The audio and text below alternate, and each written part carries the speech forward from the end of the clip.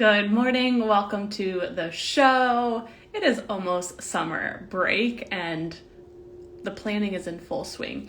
I tried a new coffee creamer. It's like a foaming whipped cream sensation and it is quite delightful. Like I'm really enjoying it. So give me hashtag live, hashtag replay. We're talking about children and reading and why it's so important. I have an amazing guest coming on today. Her name is Karen. Let me go ahead and bring her on. But give me hashtag live, hashtag replay. Let me know if you are from Columbus, Ohio. Uh, and I'm really excited about summer and also wanting to make sure I'm prepared. Hi, friend. How are you? Good. How are you doing? Very well. Thank you. I love all of your books behind you. So perfect. Of course, right? Well, welcome to the show. I can't wait to just talk about what you're doing and why reading is so important for children. You seem so passionate about what you do, which I think is so critical. So, for those that don't know you, who are you? What are you up to? And let's just dive right in. All right. So my name's Karen Reeder, and I own Read Gab, and I also, with that, have a video podcast I call Book Huddle. I am a children's literacy advocate. I've always loved children's literacy, and so I'm trying to get more kids to love reading. So I'm trying to reach out to adults, parents, librarians, teachers, grandparents, anybody that has kids in their life. I'm trying to help them find how to help them get to love reading. So I love that. it's sad to me, like where budget cuts are happening so much is so often in libraries. And one thing that I see across the country, I've moved around the country a lot, and the place I most recently moved from, I was like, well, at least Virginia still cares about employing librarians that have a degree, because so many places, what they do is they do a media specialty who doesn't have a degree, and they just so they can pay them less. And I am in a lot of groups with librarians, and they're like, we just had budget cuts, I'm going part-time. And I'm like, yeah, I bet your administrator still thinks you should do all the same work though. And they're just, I get it, the budget cuts do happen, and I do think things like STEM and technology are important, but reading is everything. It is the basis, it is the foundation for everything. And we need these passionate people in the school, these reading specialists, these librarians. We need them teaching children. And so that's where I'm like, okay, I'm going to do it online, and I'm going to try to help people find these books. I interview authors on my video podcast. I try to find other people that have to do with literacy and just say, we've got to get kids reading. I read a quote recently that said, there are children who love reading and children who have not found the right books. I believe that to a point. There are going to be some that maybe just there aren't quite the right books out there. But kids are going to be required all through, starting in kindergarten to some level, all through 12th grade. In the school system, they are going to be required.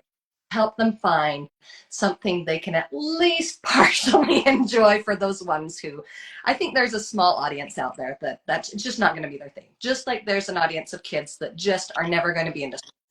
But overall, I do believe the vast majority of kids, if we help them find the right book, they can find enjoyment in reading. I love that. What do you think that process looks like for all the parents watching? So, their kid doesn't love reading yet, but they're like, yes, I so agree with Karen. Like, what can they do? Like, give them some practical steps. All right. So the first thing is, do they ever see you reading? Do you enjoy reading? And I mean, maybe you don't, and you're not going to force yourself to read. But, and then there's lots of different ways to consume a book. So many people are like, Dogman, or the graphic novels. And yeah, I kind of feel the same way. Dogman is kind of like, okay, it's potty humor, and yeah, but if that child enjoys reading through reading Dogman graphic novels, and then if you'll excuse me for just a second, here it is. There are so many graphic novels that are not just potty humor, okay? So this is called When Stars Are Scattered. This is about a Somali boy who is a refugee. It is a graphic novel that is nonfiction, very consumable still has the pictures. And I mean, they're reading a nonfiction book. They're have so many skills that they're doing. You've got to really read between the lines. There's also a lot of higher level vocabulary here, but like there's so much inferencing going on, graphic novels, even Dogman. And so there's still a lot of reading skills that happen. So let them start where they want to start. Do they enjoy being read to? Audiobooks, it doesn't even have to be mom and dad reading. Like I am such so I teach part-time at a preschool, and sometimes the director will be like, yeah, we could hear you reading in there. We were all chuckling because I put on a show, like when Aw. I'm like moving around and I'm loud, and but you don't have to do that. That's not what. Or there are so many different things that you can do with engaging a child if you're willing to do the read aloud. And if you're not, if that's not your thing, so many people on YouTube do it for you, or Audible, you know. So there's those. There's lots of nonfiction books. So like you might not realize how into nonfiction a child might be. And so one that my kids loved are these weird facts, but my kids really love nonfiction a lot. And so you might be like, my kid doesn't love to read. You would think nonfiction, but you'd be surprised. One thing I often do, I go to the library and I just grab a ton of random books, and then I come home and I sit them on my couch and I walk away. Ooh. I don't say, hey, come on, let's go read this. What do you think of this? I just set them out, or I'll set them different places in the house. Usually I just plop them all down, walk away, go do a load of laundry, and as I come by, all four of my children are sitting on the couch quietly reading. I mean, you're like, probably, well, Karen, your kids probably love to read. I have two very reluctant. They love to explore, though. They love novelty. Take them to the library, take them to the bookstore, take them when you're out and about. I always hate kids, right? Because they want to go buy this plush or whatever. But as soon as we get to the gift shop, I'm like, oh, let's go look and see what books they have. Let's just come on, just humor me, you know. And one of them actually has come to just love to read the books in the area. Or if you're trying to send me a message on, you know, social media and say, hey, I'm going to this place. What book has to do with this? Hmm. There are so many books that, you know, fiction and nonfiction, like maybe in your travels. This one's a bad one because this one actually is in Egypt, but the other city spies take place in like San Francisco or something. And so that might be like fun to read beforehand, or there's lots of narrative nonfiction. There's so many things out there. So just start exposing kids to different things and then pick. Um, a lot of people say, well, take them to the library, and sometimes the kid's not going to be into like the library themselves. But if they have to read something, um, just say, okay, you've got to read. Find something. Tell me your interest. There's so many books about sports, right? There's Mhm. books, adventure. I mean, really my jam, but I've been trying to break out other things that I can help parents find. You know, not every kid is interested in fantasy. So I've been reading a lot of historical fiction, and oh my gosh, Alan Gratz writes such intense books about his thing is putting fictional kids in danger since when I started writing. And so there's intense, almost like a thriller kind of thing for a kid, but not like, you know, it's middle grade appropriate. Yeah. So there's there's just so much out there that you don't even realize is out there. So shoot somebody like me a message. I'd love to just say, hey, my kid needs this. Their interest is this or this. And then I'd love to go through my shelves, go through what I've got. What I'm trying to always do is keep abreast of what is coming up new from publishers. Get advanced reader copies, usually ebooks, and then I'll put out a video. Okay, here's what's new. And don't be afraid of picture books. I don't care if your kid's in sixth, seventh grade. There's so much merit in a picture book. And let them sit there and don't, you know, maybe kind of like the pile on the couch thing. Don't be worried about time in picture books. Don't stress if it's, like I said, graphic novels. There's There's so much. The first ones that come to mind are definitely the graphic novels and nonfiction for a different kind of thing. But don't be afraid of what your child is interested in unless it's some weird cult thing Yeah, that's written for adults. I guess there are exceptions to every rule, yeah. right? For sure. No, I love the put a pile of books down and let them like walk away. Right. That gives them a lot of autonomy of like, you know what do I like? And they don't feel the pressure of like mom over their shoulder type of thing. And I mean, I think we all know when it's their choice, they're probably going to do it more anyways. Absolutely. Absolutely. Like I'm getting some summer reading things ready. And the first year I did it with kids, all I did was print a bunch of circles about the size of a thumbprint all over a page. I went and handed it to them and said, every time you read minutes, color in a circle and I'll get you a new book. And that worked for my kids because even the ones that are reluctant readers still enjoy novels. But maybe that doesn't work for your kid. I've got a lot of different ones I'm getting ready, like the bingo sheets or scavenger like that. But give them something like that that kids enjoy, working towards something. And then maybe for you, it's a movie night instead. Maybe for you, what motivates your child? Yep. I have no problem with the extrinsic rewards. I know a lot of people would prefer the intrinsic.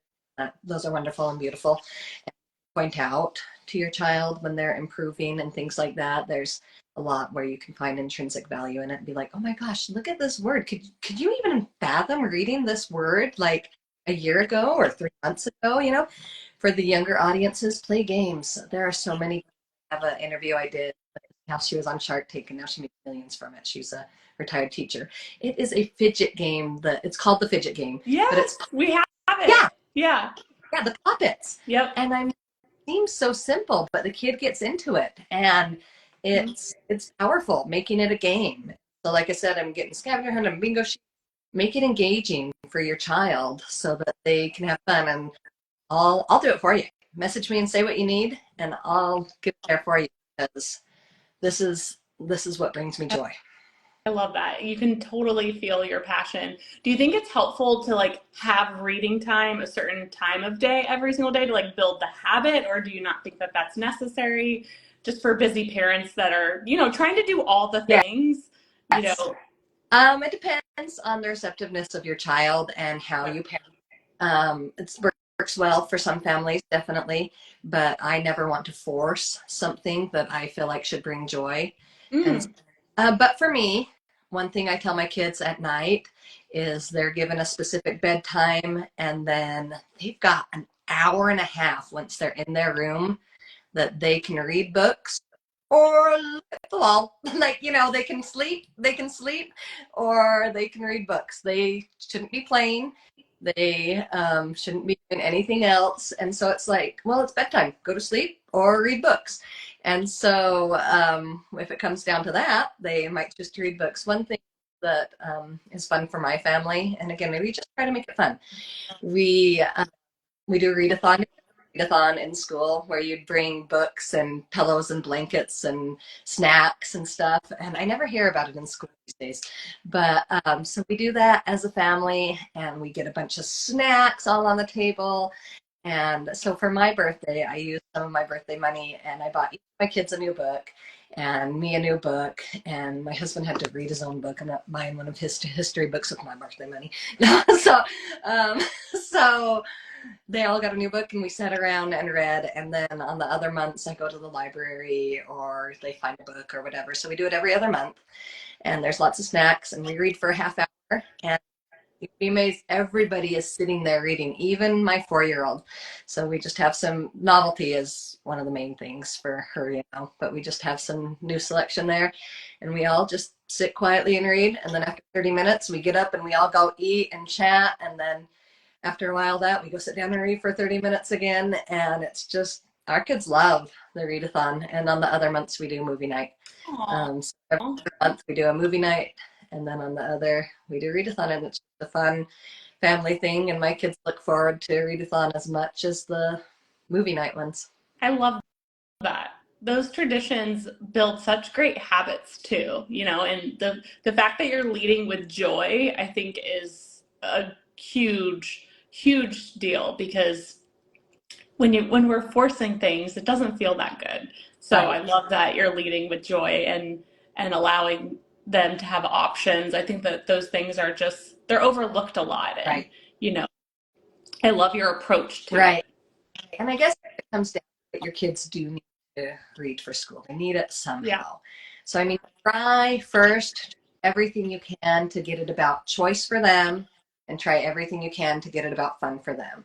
But at the end of the day, you have to set a set time. If you have to have them read out loud to you, I have a autistic and one that struggles with speech.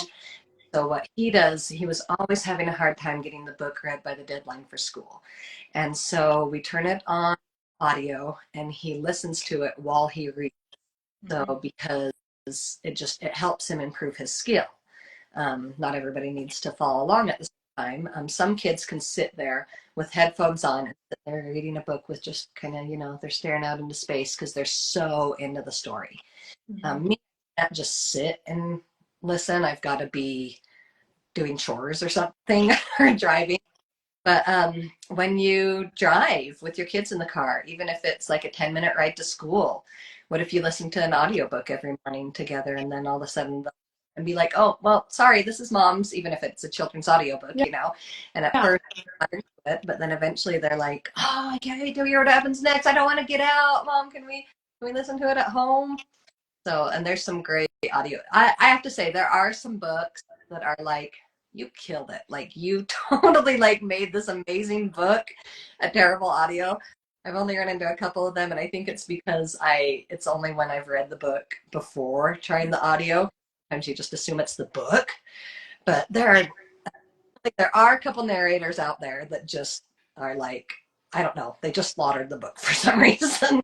Yeah, Or no, I've definitely been there. I always like yeah, preview the audio sample and make sure I can get down no, with it. right? But audio, yeah, audio has definitely helped me be able to read Yeah. more books as a busy mom. So I love all of this so much. I think it's so helpful. So for those that want to connect more with you, where can they find you? What have you got going on? You post a lot of valuable content, but yeah, tell us what's going on in your world.